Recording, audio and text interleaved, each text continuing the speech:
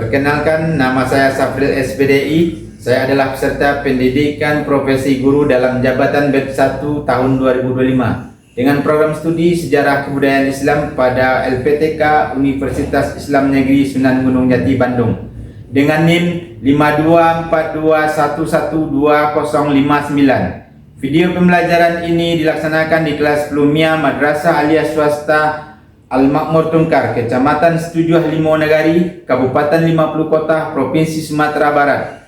Pembelajaran ini menggunakan model pembelajaran PBL atau Problem Based Learning dengan materi substansi dan strategi dakwah Khulafaur Rasyidin. Video ini dilakukan pada hari Kamis tanggal 7 Mei 2025 jam 10.30 WIB.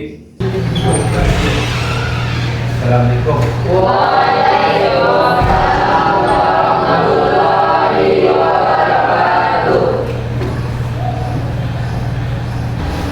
Sebelum belajar, marilah kita berdoa terlebih dulu. Sebelum memulai belajar, marilah kita berdoa. Mulai.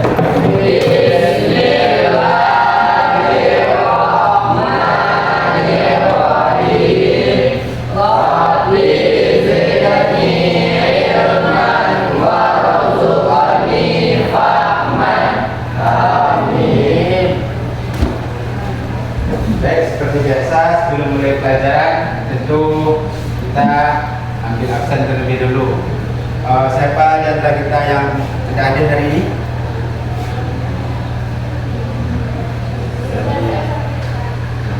Shirley. Oke, satu. Yani. Juga sakit? Ya. Baik. Berarti dua orang teman kita dalam keadaan sakit hari ini ya. Mudah-mudahan kita doakan bersama, semoga sakitnya cepat disembuhkan oleh Allah SWT dan bisa belajar bersama kita seperti biasanya kembali. Amin. Baik, sebelum mulai pelajaran, bagaimana kabarnya hari ini? Alhamdulillah, luar biasa, tetap semangat, Allahu Akbar. Baik, sebelum belajar tentu kita juga melakukan hal yang biasa ya, seperti biasanya kita memberikan kata-kata untuk kamu ya sebagai motivasi buat kamu, bahwa yang pertama, jadilah seperti kopi ya, dengan apapun dicampur rasa kopinya tidak pernah hilang. Mau dicampur dengan gula, mau dicampur dengan susu, rasa kopinya tetap tidak hilang. Begitu juga kita dalam menjalankan kehidupan sehari-hari.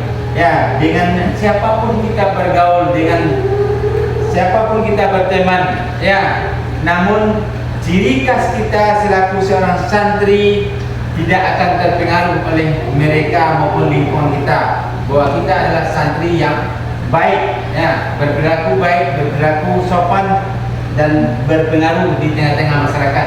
Amin. Amin. Selanjutnya, sebelum pembelajaran kita masuk kegiatannya. Siapa yang sebelum belajar, siapa yang ingat pembelajaran kita minggu lalu? Saya Ya, silakan. tentang proses pemilihan Khulafaur Rasyidin. Tentang proses pemilihan Khulafaur Rasyidin. Siapa yang tahu nama-nama dari Khulafaur Rasyidin? Datang. Ya, Salmi, silakan. Yang pertama, Nah, Abu Bakar As-Siddiq. Yang kedua, Umar bin Khattab. Yang ketiga, Utsman bin Affan. Dan yang terakhir, Ali bin Abi Thalib. iya, pintar, bagus. Ya, sesuai materi kita ini adalah substansi dan strategi dakwah Khulafaur Rasyidin. Sebelum belajar, kita lanjutkan. Tentu ada kesepakatan yang harus kita mulai. Yang pertama adalah bahwa selama proses belajar berlangsung kita tidak boleh ya keluar masuk. Ada tujuan pembelajaran kita. Dan tujuannya adalah Tujuan pembelajaran itu menganalisis substansi dan strategi dakwah Khulafaur Rasyidin sebagai upaya menerapkan sikap kepemimpinan, tanggung jawab dan disiplin. selanjutnya adalah materi inti kita adalah substansi dakwah. Khalifah yang pertama adalah Abu Bakar As-Siddiq. Ya, siapa itu Abu Bakar As-Siddiq? Abu Bakar As-Siddiq adalah khalifah yang pertama yang ditunjuk oleh para sahabat setelah meninggalnya Rasulullah. Kemudian substansi dan kebijakan serta strategi dakwah Abu Bakar As-Siddiq adalah yang pertama, perang riddah. Apa yang dilakukan oleh Abu Bakar dalam perang riddah itu melawan kemurtadan. Kemudian yang kedua adalah modifikasi. Yang ketiga, pembebasan wilayah. Itulah yang dilakukan oleh Abu Bakar As-Siddiq.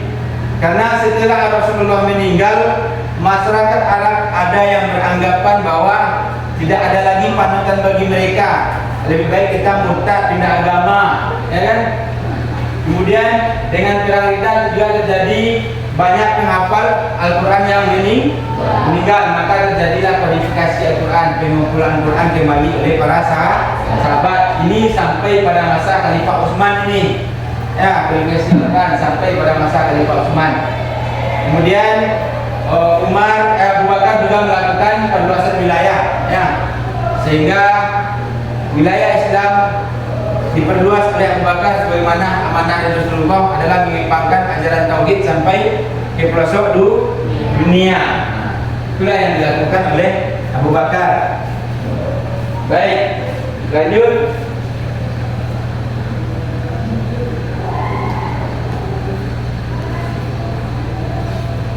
Khalifah yang kedua adalah Umar bin Khattab. Strategi dakwah Umar bin Khattab ini juga ada 3. Yang pertama adalah mengatur administrasi negara. Yang kedua mengeluarkan undang-undang. Yang ketiga membentuk departemen. Ketiga ini dilakukan oleh Umar bin Khattab adalah untuk membentengi dan melindungi umat Islam. Nah, kenapa dibentuk pula departemen? Ada departemen keamanan karena Umar ingin masyarakatnya beribadah dalam keadaan aman, berdagang di pasar dalam keadaan aman, sehingga dibentuklah departemen keamanan diantaranya. Ya. Baik, lanjut. Lanjut adalah yang ketiga Utsman bin Affan. Utsman bin Affan melakukan perluasan wilayah dan pengumpulan Al-Quran. Seperti yang saya sampaikan tadi bahwa pada masa Abu Bakar kodifikasi Al-Quran sampai kepada masa Utsman bin Affan. Yang ditunjuk oleh Utsman bin Affan adalah Zaid bin Thabit karena beliau adalah pemuda yang cerdas dan mampu menghafal dan menulis Al-Quran sebagaimana mestinya yang disampaikan oleh Rasulullah. Lanjut, yang keempat atau yang terakhir adalah Ali bin Abi Thalib. Sesuai dengan strategi dakwahnya, Ali bin Thalib adalah yang pertama memecat kepala daerah yang diangkat Utsman, kemudian mengirim kepala daerah yang baru yang akan menggantikan mereka. Yang kedua,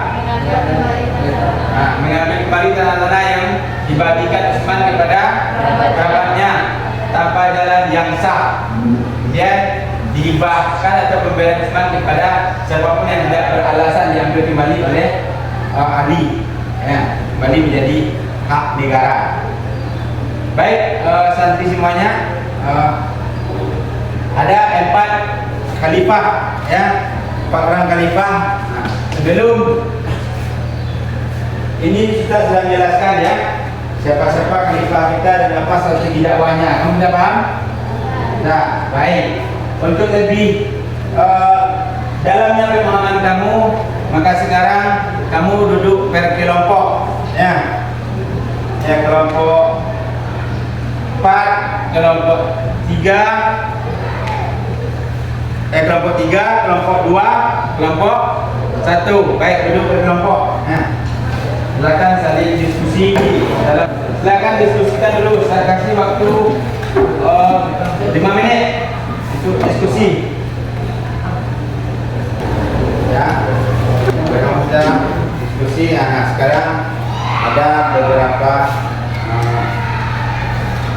tugas kamu itu mendiskusikan ya.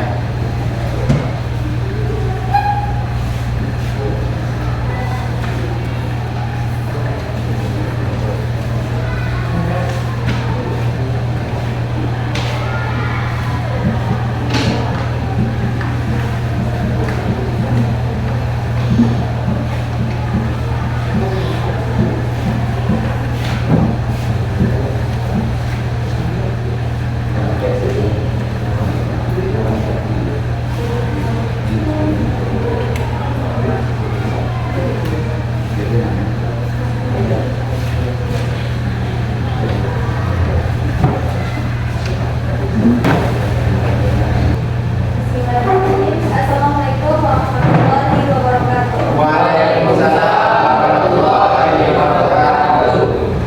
Baiklah, kami dari kelompok 1 akan menyampaikan hasil diskusi kami tentang substansi dan strategi dakwah Abu Bakar As-Siddiq. Masa kepemimpinan Abu Bakar yang singkat banyak dihabiskan untuk mengatasi masalah-masalah yang muncul akibat wafatnya Rasulullah.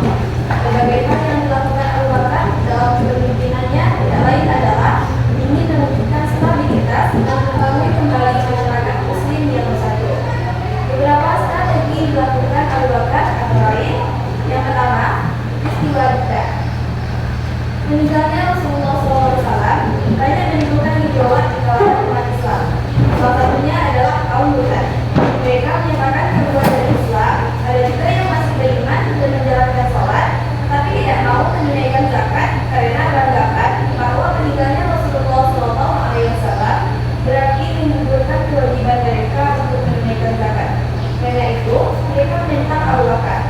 Karena sikap keras kepala dan kedengaran yang dapat membahayakan agama dan pernikahan, Abu Bakar menyelesaikan persoalan ini yang disebut dengan perang Riddah, yaitu perang melawan kemurtadan. Yang kedua, kodifikasi Al-Quran. Munculnya perang Riddah menimbulkan banyak korban, termasuk para penghafal Al-Quran. Kenyataan ini sangat mengkhawatirkan dan merugikan. Oleh karena itu, Umar bin Khattab mengusulkan kepada Abu Bakar untuk mengumpulkan tulisan-tulisan Al-Quran menjadi satu buku. Yang ketiga, perluasan wilayah. Setelah menyelesaikan urusan perang dalam negeri, Abu Bakar berkonsentrasi merealisasikan cita-cita Rasulullah mengirimkan ekspedisi ke perbatasan Syria di bawah pimpinan Usama. Selain itu, Abu Bakar menugaskan 4 orang panglima yang berkonsentrasi mempersiapkan ekspedisi militer ke Syam. Beliau mengirimkan 5 divisi pasukan dengan tugas sebagai berikut. Yang pertama, Abu Ubaidah bin Jarrah, sahabat yang dijuluki Amin Hadihi Al-Ummah, yaitu orang terpercaya dari umat Islam, dikirimkan ke Hims dan Rumah. Yang kedua, Yazid bin Abu Sufyan dikirim ke Damaskus. Yang ketiga, Syurahbil Ibnu Hasanah dikirim ke Yordania. Yang keempat, Amr bin As dikirim ke Palestina. Dan yang kelima, Ikrimah Ibnu Abu Jahal. Pasukannya ditugaskan untuk selalu siap-siaga menyokong ke-4 divisi di atas dalam membutuhkan bantuan. Baiklah, itu presentasi dari kami. Apakah ada yang ingin bertanya? Ada pertanyaan? Nah, silakan Genta. Assalamualaikum warahmatullahi wabarakatuh. Waalaikumsalam warahmatullahi wabarakatuh. Saya dari kelompok 2 ingin bertanya kepada kelompok 1, apa tantangan utama dakwah yang dihadapi Abu Bakar setelah wafatnya Rasulullah SAW? Assalamualaikum warahmatullahi wabarakatuh. Saya akan menjawab pertanyaan dari kelompok 2. Apa tantangan utama dakwah yang dihadapi Abu Bakar setelah wafatnya Rasulullah? Tantangan utama dakwah yang dihadapi Abu Bakar setelah wafatnya Rasulullah adalah munculnya nabi palsu dan kemurtadan, serta dengan membayar zakat. Bagaimana kelompok 2? Puas dengan jawabannya? Kami dari kelompok 2 buat atas jawaban dari kelompok 1. Assalamualaikum warahmatullahi wabarakatuh. Baiklah, terima kasih. Mari kita kasih aplaus dulu masing-masing kelompok.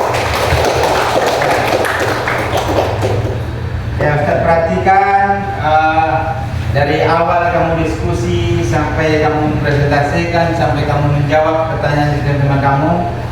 Alhamdulillah ya, kamu sudah punya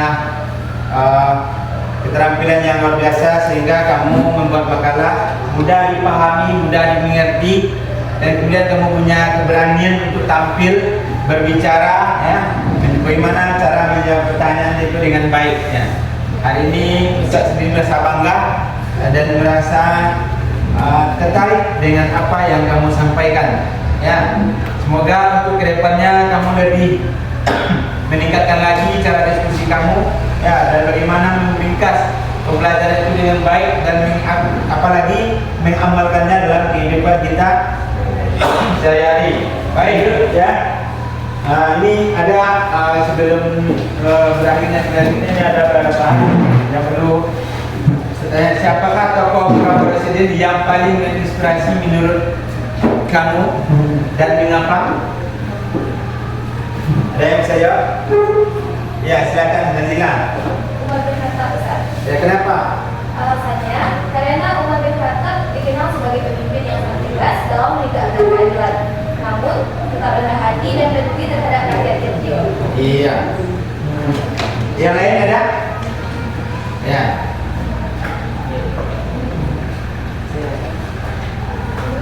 Nilai dakwah apa yang paling kamu rasakan dari tokoh tersebut?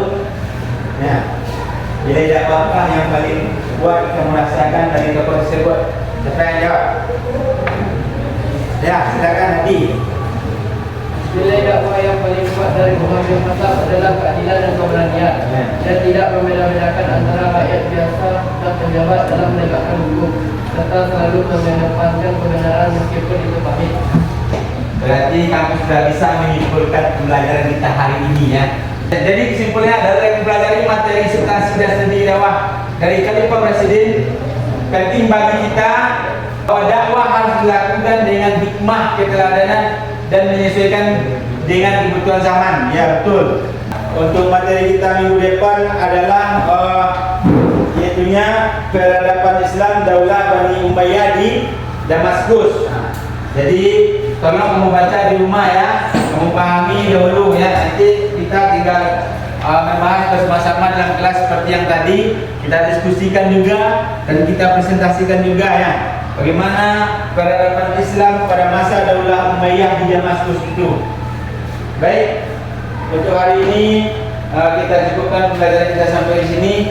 Mari kita akhiri pelajaran kita dengan membacakan Alhamdulillahirabbil alamin.